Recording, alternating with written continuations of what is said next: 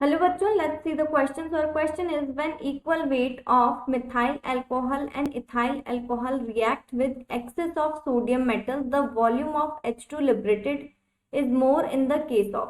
ठीक है, हमें इसमें बोला गया है कि जब इक्वल वेट जो होता है मिथाइल अल्कोहल और इथाइल अल्कोहल का, जब इन दोनों का रिएक्शन करवाते हैं हम किसके साथ में, सोडियम मेटल के साथ में, तो जो वॉल्यूम होगा H2 गैस के जो लिबरेट होने का वो किसके केस में ज्यादा होगा। ठीक है, तो देखो हम एक एक के साथ पहले चेक कर लेते हैं मिथाइल अल्कोहल और इथाइल अल्कोहल से।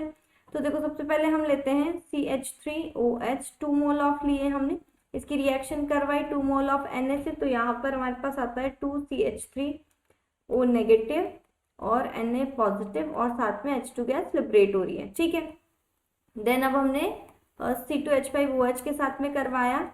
ठीक है, 2 मोल ऑफ Na के साथ में, तो यहाँ पर हमारे पास आएगा C2H5O negative and Na positive.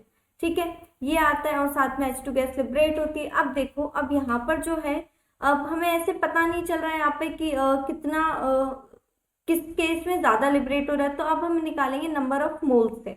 ठीक है, तो देखो दोनों में हमारा जो है मास जो है, यहाँ पर देखो सेम मास दिया गया है क्योंकि इसमें बोला गया है कि वेट जो है वो इक्वल है। ठीक है, तो यहाँ पर मास क्या है, सेम है, तो हम बोल सकते हैं, मान लेते हैं कि यहाँ पर जो मास है 1 ग्राम है।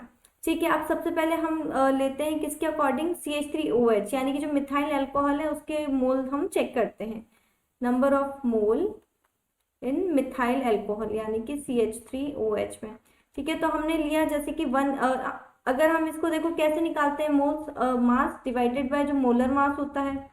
ठीक है, या फिर मॉलिक्यूलर मास होता है। तो देखो इसको 1 डिवाइडेड बाय जो CH3OH का जो मॉलिक्यूलर मास होता है वो होता है 32 ग्राम पर मोल, ये होता है। तो जो इसको जब हम कैलकुलेट करेंगे तो इसका जो वैल्यू आता है वो आता है 0.03125। ठीक है, इसी तरह से हम निकालेंगे किसके लिए, C2H5OH के लिए, तो यहाँ पर 1 डिवाइडेड बाय आ जाएगा 46 ग्राम पर मोल, तो इसकी जो वैल्यू आती है वो आती है हमारे पास 0.0217, ये आ जाता है, इतने मोल आ जाएंगे इन दोनों के।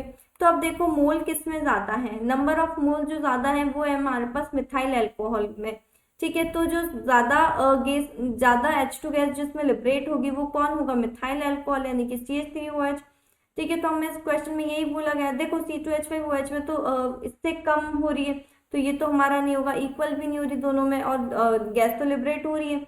ठीक है, तो किस में ज्यादा लिबरेट होगी, मिथाइल अल्कोहल यानी कि CH3OH में। ठीक है, तो और final answer is option number C, CH3OH यानी कि मिथाइल अल्कोहल। ठीक है, I hope you understand. Thank you and best of luck.